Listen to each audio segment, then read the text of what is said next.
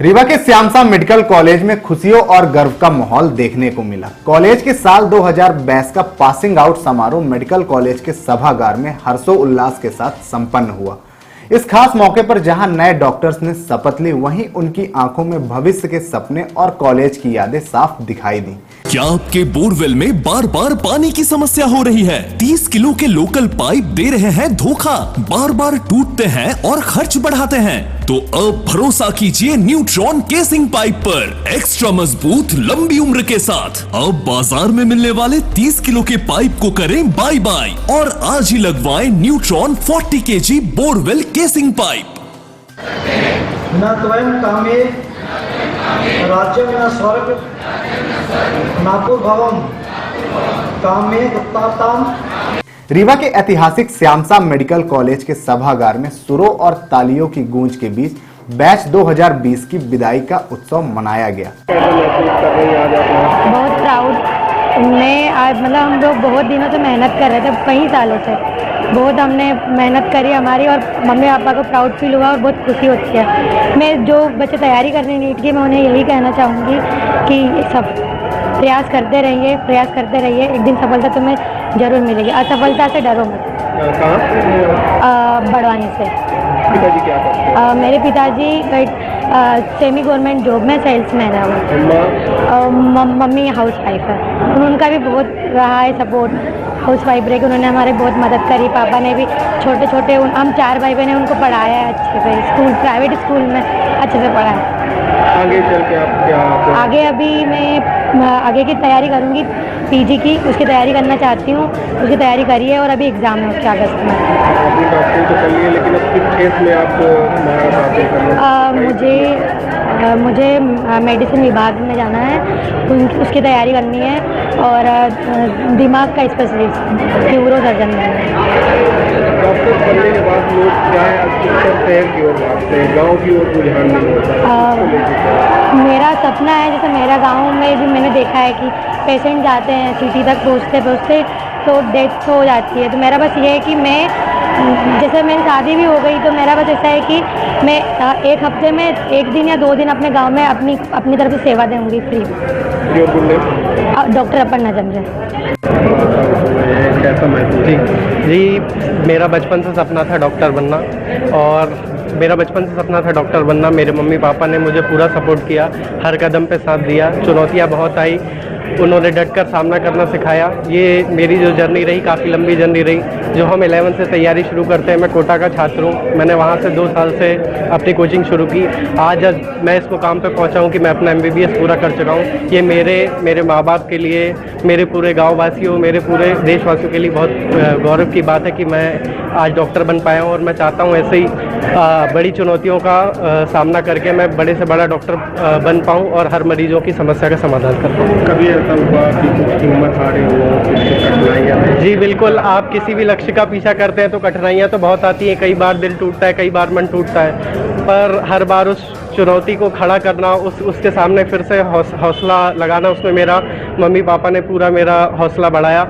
कई बार ऐसा लगता था कि आज अब रहने देता हूँ, अब नहीं हो पाएगा, पर उस कठिन परिस्थिति में मेरे मम्मी पापा ने हर पल मेरा साथ दिया।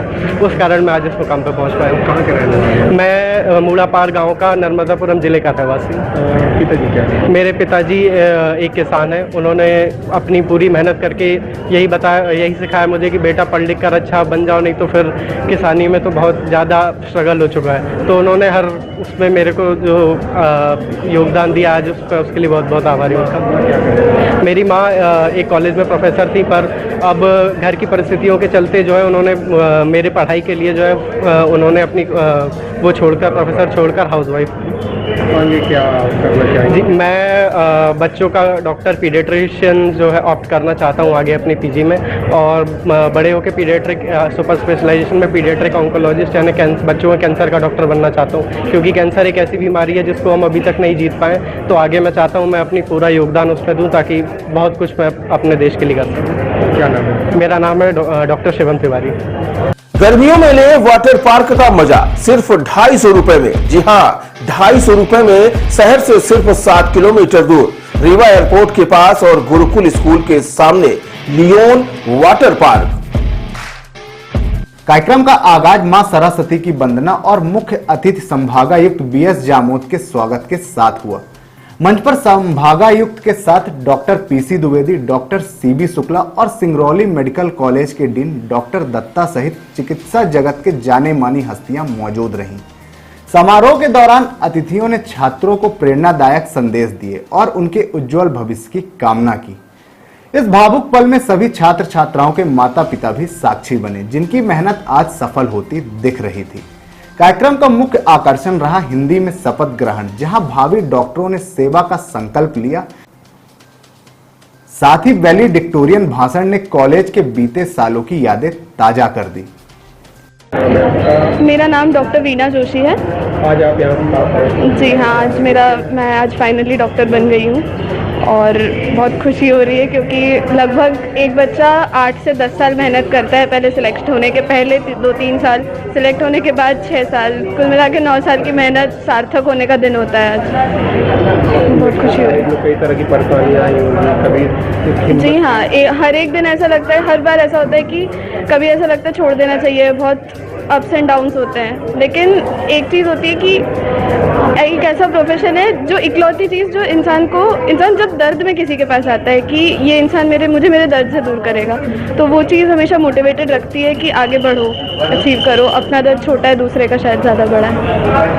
लोगों में देखा गया है कि डॉक्टर लोग से झगड़े होते हैं, वो होते हैं, उसको लेके किस तरह की दिमाग में चीज़ें चल रही हैं? मुझे ऐसा लगता है कि एक अच्छा संवाद स्थापित होना बहुत ज़रूरी होता है डॉक्टर के बीच में, मरीज़ के बीच में। डॉक्टर के लिए ज़रूरी है कि समझने की कोशिश करे कि मरीज़ किस तकलीफ़ में है, और मरीज़ को चाहिए कि डॉक्टर की पूरी बात सुने, अपने पूर्वाग्रहों को एक तरफ रखकर, तभी एक सही संवाद स्थापित हो सकता है और डॉक्टर और मरीज़ के बीच में जो परेशानियाँ आती है उसका हम निराकरण कर सकते हैं। मेरे पापा यूनाइटेड इंडिया इंश्योरेंस में हैं, ऑफिसर पद पर पदस्थ है। मेरी मम्मी एक गृहिणी है और उनका बहुत बड़ा योगदान रहा है 9 साल के अभी तक की इस जगह।